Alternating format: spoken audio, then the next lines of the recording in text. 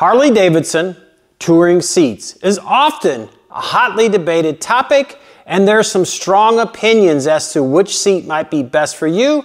And I'm gonna be honest, I'm not gonna tell you which seat is best for you. Guys, my name is Rick and this is the HD Vibe channel. But what I am gonna do today is show you some of the differences between a stock Harley-Davidson seat as compared to a high quality aftermarket seat. And we'll get into it right after this.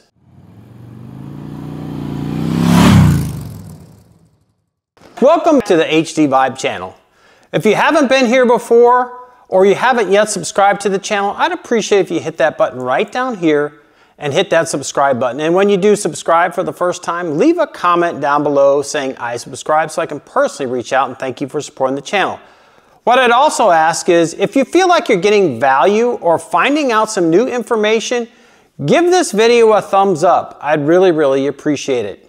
So now let's get on to the topic of seats. This is often a hotly debated topic in the Harley-Davidson touring world, and there's going to be a lot of videos out there that say this seat is the best and this seat is the best, but I'm not going to do that today. What I want to do is give you some information and show you some of the differences between a Harley-Davidson seat, whether it be a stock seat or an upgraded seat, and a high quality seat such as Saddlemen. So the first question, or maybe even the first couple of comments that I'll probably get on this video is, well, my stock seat has been fine for me and I've had no issues with it, so Rick, what the heck are you talking about? Well, that was the case for me too. I rode with a stock Harley-Davidson touring seat on my 2015 Street Glide for probably the better part of 20,000 miles, and honestly, I thought that seat was going to be good enough and do the job. And frankly, it did. It wasn't until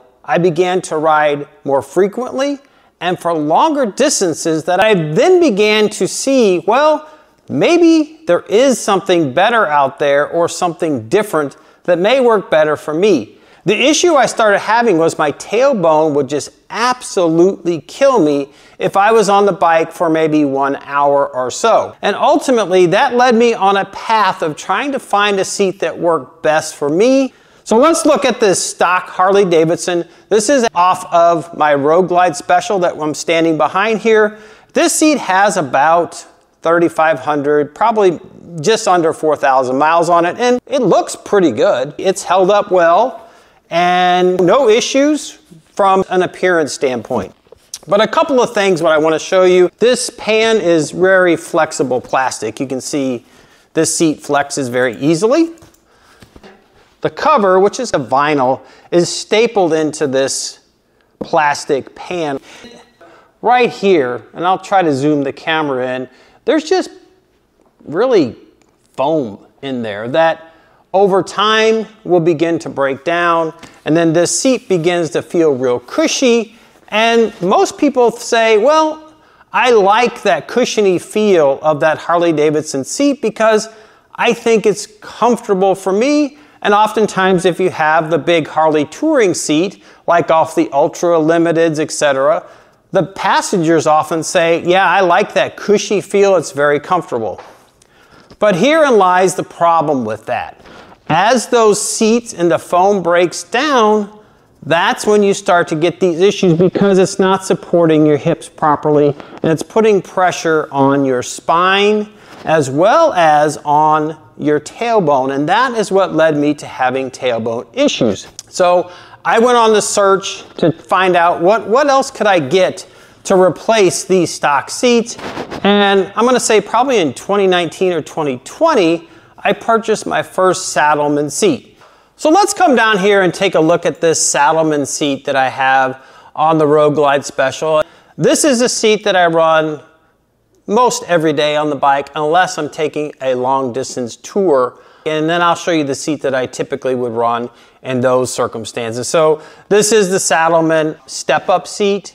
This is the regular reach. I'm not a super tall guy. Again, I'm 5'10". My inseam's about 31 or 32, and the standard reach seats on these Saddlemens work well for me. This has the high lumbar. This has the performance grip material through here. They actually specially made this one, so I do want to say thank you to Saddlemen. they are a supporter of the channel. So one of the things on a high quality aftermarket seat is oftentimes they allow you to customize this, and that's what I did on this seat. I picked the material, the carbon fiber material back here, the stitching color, all those sort of things. You can configure these very much to your own liking. Now, the key to success for me on these Saddlemen seats and getting rid of that tailbone pain was they have gel core technology built in on this seat in particular. It's in through the rider portion of the seat right through here. And it's a combination of materials, but that gel core technology absorbs some of that vibration and the bumps that you will experience when you're riding down the road. And as we all know, these Harley-Davidson touring bikes, if you haven't upgraded the suspension, it can be a bit of a rough ride. The other thing that is nice if you are a little bit shorter and have a shorter inseam is these are much narrower into the bike. So what that does is allow you to more easily get your feet planted on the ground as compared to the stock seat, which is a little bit wider. This is a regular reach. If you do get the extended reach, depending on the model of the Saddlemen seat you get, this is back about another 2 inches from here to the lumbar. This is not very good for your passengers because it is very thin in through here. So if you're riding with a passenger, probably not the seat you want, but for me, I often ride one up. This seat works great, it's super comfortable, and it gives a good aggressive performance look as compared to that stock Harley-Davidson seat. So as I said, that seat that I have on the bike currently is the one that I ride with most of the time on an everyday basis. And I've actually ridden 200-300 mile trips with that seat. But if you are going to take those longer trips, say multi-day trips, 500+ mile days, you might want to think about a very comfortable touring seat. And in the Saddlemen lineup, what I have stuck with is the Road Sofa. This one is a new one that I recently got. Thank you, Buster, for sending this out. But this is the tuck and roll design through here and here, which I really, really like. I think the tuck and roll in the Saddlemen lineup anyway is some of the most comfortable seats you can get. This also has the carbon fiber through here, and then the plain saddle hide that Saddlemen puts on these seats through the sides. And this one just has the black stitch, but again, I could have customized that. Now, with these Road Sofas, you do have the option of getting a backrest. These Saddlemen Road Sofas, everything is built into this seat where you can just slide that backrest in, and you can kind of see this metal plate down here on this seat. That is where all of that mechanism is built into this seat.